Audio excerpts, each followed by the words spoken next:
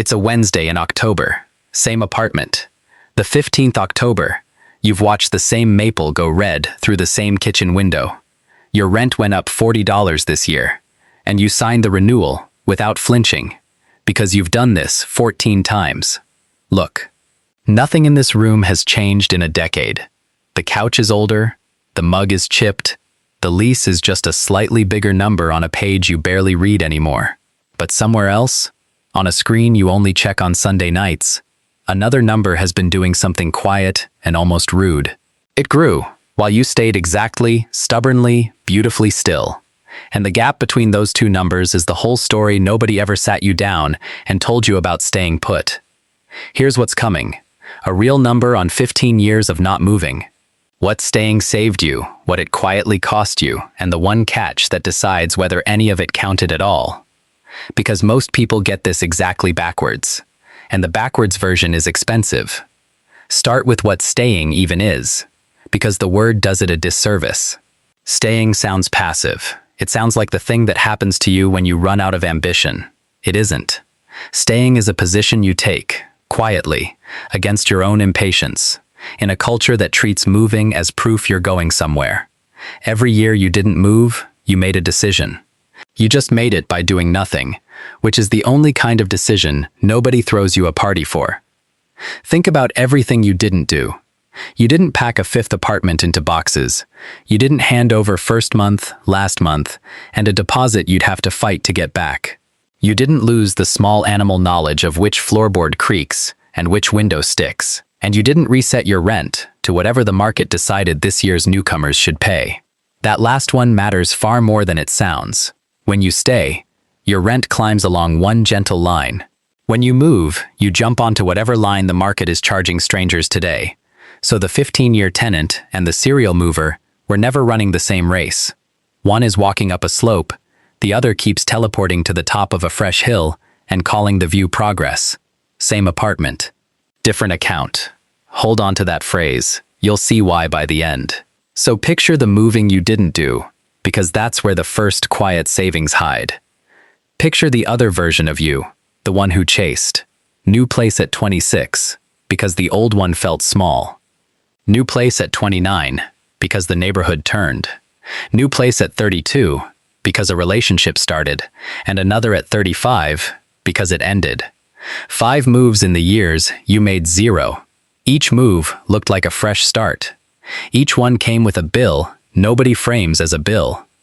The deposit you floated for 2 months. The truck, the movers, the day off work, the boxes, the lamp that didn't survive. The 2 weeks of paying double rent because the dates never line up clean. Roughly a couple $1,000s a move by the time the dust settled. And that's a calm move. Run that 5 times, and you've spent the price of a decent used car just relocating your own furniture. You spent none of it. And here's the part the chaser never clocks. Every time he moved, his rent reset to today's price. He wasn't just paying to move. He was paying to re-enter the market at the top, again and again, while you sat on a number that drifted up slowly, because a landlord would rather keep you than gamble on a stranger. Same apartment, different account. Now look at the friction you never paid on the bigger choice, the one the chorus actually wanted for you. Buying. Every time someone buys the place they're tired of renting, they sign up for a stack of costs that never show up in the monthly payment. Start with getting out. Selling a home runs somewhere around 6 to 10% of the sale price by the time the agents, the title fees, and the transfer taxes are done. Roughly. It varies a lot by state. On an ordinary house, that's tens of thousands of dollars just to walk back out the door you walked in. You, the renter, paid nothing to leave. 30 days notice and a forwarding address. Then there's the slow bleed nobody photographs. The roof. The water heater that dies on the coldest night of the year, the way they always seem to. The property tax that arrives whether or not the house did anything for you that month. Owners spend roughly 1% of the home's value a year, just keeping it upright, and that's in a year nothing dramatic breaks. You paid none of it. When your water heater died, you sent one text and went back to sleep. And here's the part that surprises people most. In the early years of a 30-year mortgage, around 3 of every $4 you send disappears into interest, not into the house. Not into equity, into the bank, for the privilege of borrowing. So the new owner, who feels a little superior to you, the one who said renting is throwing money away, spent his first years renting money instead of renting walls. He just rented it from a lender and learned to call it ownership. The truth is, both of you were paying to occupy something. One of you also paid to maintain it, insure it, fix it, and eventually pay to escape it. That difference has a name. It's the cost of certainty. And you simply decided not to buy it. Now the part that has nothing to do with spreadsheets and everything to do with how it felt. Because staying put for 15 years isn't a math problem you solve once. It's a chorus you live inside. Somewhere around year 3, the comments start. A cousin buys a place and asks, gently, when you're finally going to stop wasting money on rent. A friend closes on a house with a lawn and a mortgage and a sudden, fluent new vocabulary about equity. At the housewarming, you stand in their half-empty living room, holding a drink, doing quiet math you don't say out loud. They look settled. You feel temporary. And temporary, in this country, can feel a lot like failure wearing a month-to-month lease. Here's the thing. Nobody warns you about the long game. It's lonely in the middle. The rewards sit decades out and stay invisible, while the social cost is immediate and loud. Every year you don't buy, someone makes you feel like you missed a train you were never actually late for. The listing 2 streets over calls a 40-minute commute, vibrant and connected, and your friend with the lawn now spends 90 minutes a day inside all that vibrancy. You won't feel it yet. You will. Because the people who mock the boring choice are usually loudest right up until the year the boring choice quietly wins. And it never wins with a fanfare. It wins on an ordinary Sunday, when you open the same screen you always open and realize the temporary one was you the whole time, and the temporary one was completely fine. So here's the catch, and it's the single most important thing in this video. Staying still only wins if you do one unglamorous thing with the money it saved you. You have to actually keep it. This is exactly where the dream falls apart for most people, and it's worth being honest about, because this channel doesn't sell fairy tales. Renting doesn't make you wealthy. Renting frees up money that owning would have swallowed whole. What you do with that freed up money is the entire game, and most people do nothing with it. They live in the cheaper place and let the difference leak. A nicer car, a few more dinners out. The vacation that felt earned. The phone upgrade financed over 24 months. None of it feels like a decision. That's the trick. And 6 months later, the gap is just gone. Spent in pieces too small to remember. And now they're renting and broke. Which really is the worst of both worlds. So let's be clear. If you rent and spend the difference, then yes, you were throwing money away. And the chorus was right about you. They were just wrong about the apartment. The apartment was never the problem. The leak was. Staying put hands you a gap between what you pay and what owning would have cost. The gap is where the whole thing lives or dies. And the only question that has ever mattered is whether you let that gap pool somewhere it can grow, or let it drip out the bottom of your life $40 at a time. So run the number, the honest way, with the catch built in. Picture 2 versions of you who split 15 years ago. Both rent the same kind of apartment. One invests the money that owning the equivalent place would have cost on top of rent. The other spends it. Say that gap is $300 a month. Some markets it's far more, some less. 300 is modest, defensible, the cost of one cautious habit.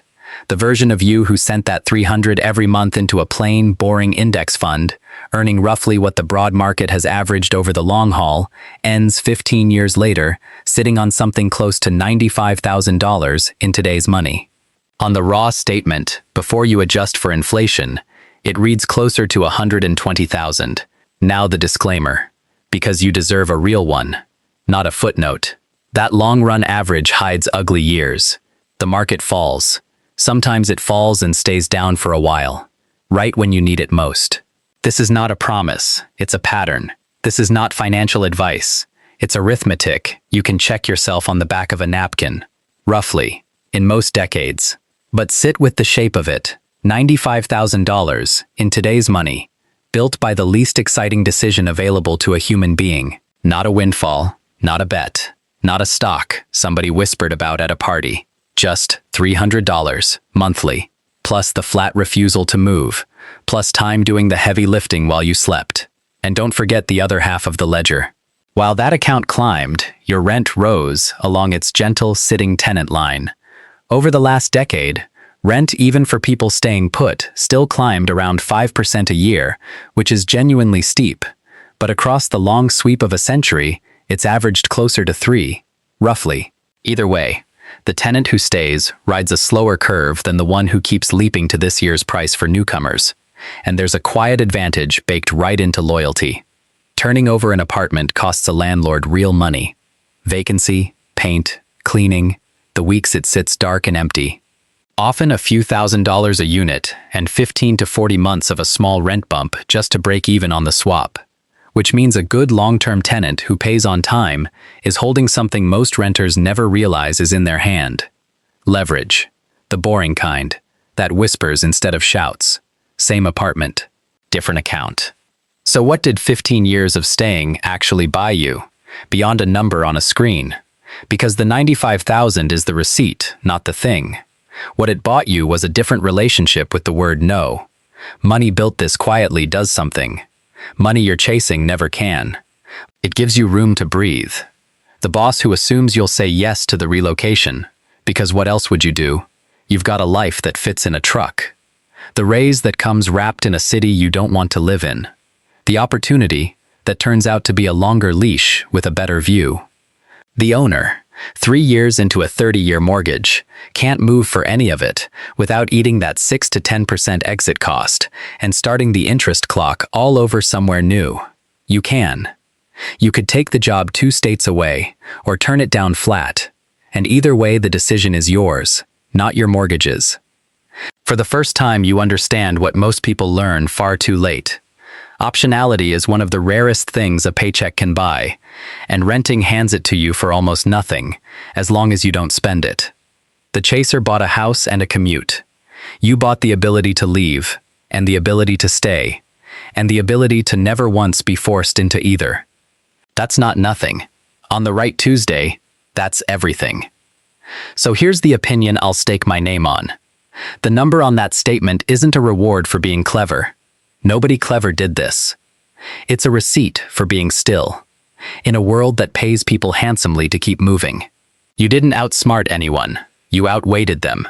You sat in the same rooms, watched the same maple turn red 15 times, signed the same boring lease 14 more times than felt interesting, and let the dullest decision in all of personal finance compound into something that looks, from the outside, like luck. It wasn't luck. It was a temperament, and a temperament is the one asset nobody can sell you, and no bank can repossess. The rent was never the real expense. The chasing was. That's the part the whole housewarming chorus never understood about the quiet one in the corner. They thought you were standing still. You were the only person in that room who was actually moving. Somewhere right now, someone is sitting in an apartment they've half decided to leave. The renewal is on the counter. $40 higher, and it lands like a small insult. A friend just bought a house, and the chorus is warming up, and the easy thing, the thing that would quiet everyone down for good, is to go chase a mortgage they're nowhere near ready for. Here's what that person doesn't know yet.